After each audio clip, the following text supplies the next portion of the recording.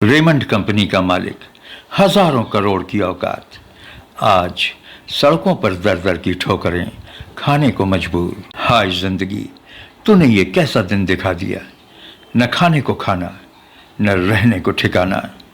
और हजारों हजारों करोड़ के मालिक, आप सलाम हिंदुस्तान देख रहे हैं। प्लीज़ चैनल को सब्सक्राइब करें। विजय सिंघानिया, जिसने अपनी मेहनत से रेमंड को एक ब्रांड बनाया, जिसने रेमंड को हिंदुस्तान के घर घर तक पहुंचाया, जो कुछ दिन पहले तक हजारों हजारों करोड़ के मालिक थे, अपने प्राइवेट जेट और हेलीकॉप्टर पर चला करते थे, आज उनके पास रहने को जगह नहीं, खाने का ठिकाना नहीं। कुछ समय पहले तक विजय सिंघानिया रेमंड ग्रुप के चेयरमैन हुआ करते थे। वो अपनी राजसी अंदाज और ठाट बाट के लिए जाने जाते थे। उन्हें हवाई जहाज और हेलीकॉप्टर का शौक था और कितनी ही बार अपने प्लेन को वो खुद उड़ाते थे। सिंघानिया जी एक कुशल पायलट थे और उनको 5000 घंटों का फ्लाइट एक्सपीरियंस भी था। ऐशो आराम की जिंदगी जीने वाला यह अरबपति, लंबी लंबी विदेशी गाड़ियों में चलने वाला यह व्यक्ति आज सड़कों पर खड़ा टैक्सी का इंतजार करते हुए आपको दिख जाएगा। एक समय 67 साल की उम्र में हॉट एयर बैलून में इस शख्स के नाम दुनिया के सबसे ऊंची उड़ान भरने का रिकॉर्ड है। ये शायद कुछ ही लोग जानते होंगे। विजय सिंघानिया जैसा शख्स, हजारों करोड़ की मिल्कियत का मालिक, रेमंड जैसी बड़ी कंपनी का सर्वे सर्वा आज पारदी सोसाइटी, जो कि साउथ मुंबई में है, एक किराए के मकान में रहते हैं। विजय सिंघानिया के खराब दिन तब शुरू हुए जब वर्ष 2015 में उन्होंने कंपनी का नियंत्रण और अपने सारे शेयर्स अपने बेटे गौतम सिंघानिया को दे दिए।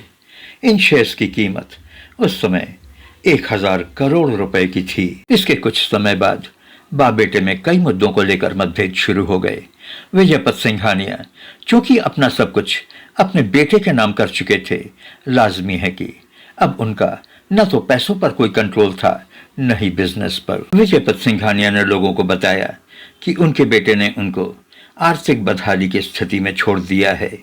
उनकी गाड़ी और ड्राइवर तक उनसे छीन लिया है।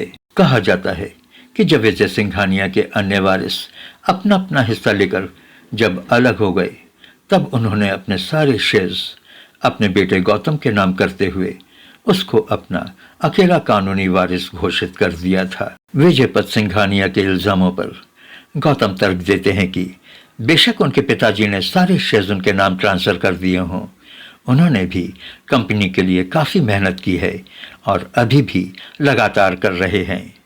गौतम कहते हैं कि जब परिवार के किसी भी मेंबर ने बिजनेस में उनके पिताजी का साथ नहीं दिया था, तब वो उनके साथ खड़े थे और कंपनी को चलाने में उनकी काफ़ी मदद की थी। एक इंटरव्यू में गौतम जी ने बताया कि उनके पिताजी ने ये शेयर्स इसलिए उनको दिया क्योंकि उन पर काफ़ी दबाव था।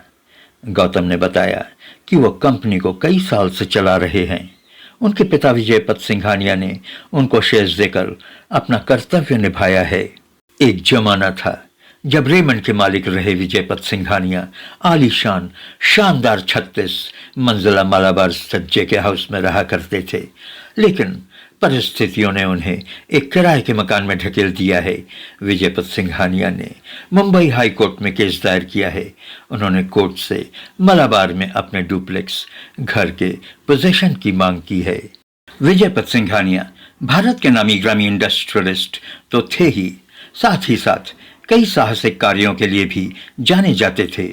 ईस्ट वेस्ट, दमानिया एयरलाइंस और सहारा एयरवेज में कई सौ घंटों के उड़ान का उनको अनुभव था। उन्होंने उड़ान यानी कि एविएशन के क्षेत्र में कई सम्मान एवं पुरस्कार प्राप्त किए हैं, जिनमें उड़ान खेल का सर्वोच्च पुरस्कार federation aeronautic international gold medal भी शामिल है। वर्ष 2006 में भारत सरकार ने उन्हें पद्म भूषण से भी सम्मानित किया था। अपने कपड़ों की अच्छी क्वालिटी की वजह से दुनिया में पहचान बना चुकी रेमंड कंपनी की उत्पत्ति 1925 में हुई थी।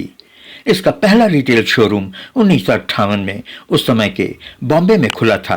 रेमंड कंपनी कपड़ों के अलावा टेक्सटाइल, इंजीनियरिंग और एविएशन के क्षेत्र में भी काफ़ी काम किया है। 1980 में विजयपत सिंघानिया ने रेमंड कंपनी की कमान संभाली थी। विजयपत सिंघानिया ने रेमंड कंपनी की कमान संभालने के साथ ही रेमंड कंपनी के पूर्ण स्वरूप को आधुनिक कर दिया था। 1986 में सिंघानिया ने रेमंड का premium brand park Avenue launch किया। फैशनेबल कपड़ों की नई नई रेंज लॉन्च की। ओमान में कंपनी ने अपना पहला विदेशी शोरूम खोला। अपने कुशल मैनेजमेंट से विजयपत सिंघानिया ने रेमंड कंपनी को शिखर पर पहुंचा दिया था। सिंघानिया ने दूध का व्यापार किया। थाने में एक शिक्षा संस्थान की स्थापना की। कठोर निर्णय लेने में वो कभी नहीं हिचकिचाए, लेकिन वैसे वो काफी भावुक व्यक्ति हुआ करते थे। आजकल रेमंड ग्रुप के एमडी गौतम सिंघानिया और उनकी पत्नी नवाज मोदी सिंघानिया का अलगाव यानी कि तलाक आजकल सुर्खियों में बना हुआ है। गौतम के पिता विजयपथ सिंघानिया पारिवारिक कलह के बीच में बात करते हुए बोलते हैं, सब कुछ अपने बेटे के नाम करने पर उन्हें दुख है। उन्हें अपनी इस बेवकूफ़ी पर पछतावा होता है। विजयपत सिंघानिया बताते हैं कि आज उनके पास गुजारे के लिए कुछ भी नहीं है। उनके पास पहले के कुछ पैसे बचे हुए थे जिनसे वो गुजारा कर पा रहे हैं, नहीं तो वो सड़क पर होते। बाप बेटे में विवाद का जड़ एक फ्लैट था। विजयपत सिंघानिया उस फ्लैट को बेचना चाहते थे, लेकिन उनका बेटा गौतम सिंघानिया उस फ्लैट को नहीं बेचना चाहता था।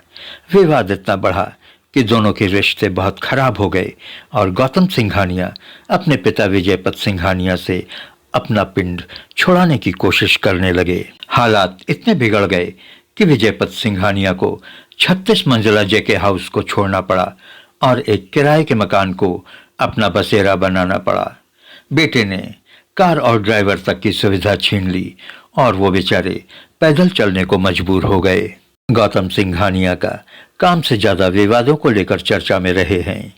जिस पिता ने उन्हें कंपनी और कंपनी के सारे शेयर्स सौंपकर अरबपति बना दिया, उसी बुजुर्ग 85 साल के विजयपत सिंघानिया को अरबपति से सड़क का आम आदमी बना दिया। गौतम सिंघानिया अपने बाप के घर को, कार को और ड्राइवर तक छीन लिया। नाम के साथ चेयरमैन एमेरिटस लिखने का अधिकार भी छीन लिया। इस दुनिया में जो व्यक्ति जैसा करता है वैसा ही भरता भी है। पहले सिंघानिया ने अपने पिताश्री को घर से बाहर निकाला, अब अपनी पत्नी को तलाक देकर घर से बाहर निकाल दिया। गौतम सिंघानिया की पत्नी नवाज मोदी ने 75% सिंघानिया की दौलत में से मांग की है। दूसरी ओर बाप ने भी अपने बेटे गौतम सिंघानिया पर केस दायर किया हुआ है। अगर पत्नी नवाज मोदी सिंघानिया को कोर्ट ने गौतम सिंघानिया के 12,000 करोड़ की दौलत में 75% दे दिया तो गौतम का क्या होगा? रेमंड कंपनी का क्या होगा? बेचारे Gautam Singhania. Please like, share और सब्सक्राइब करें। Thank you for watching.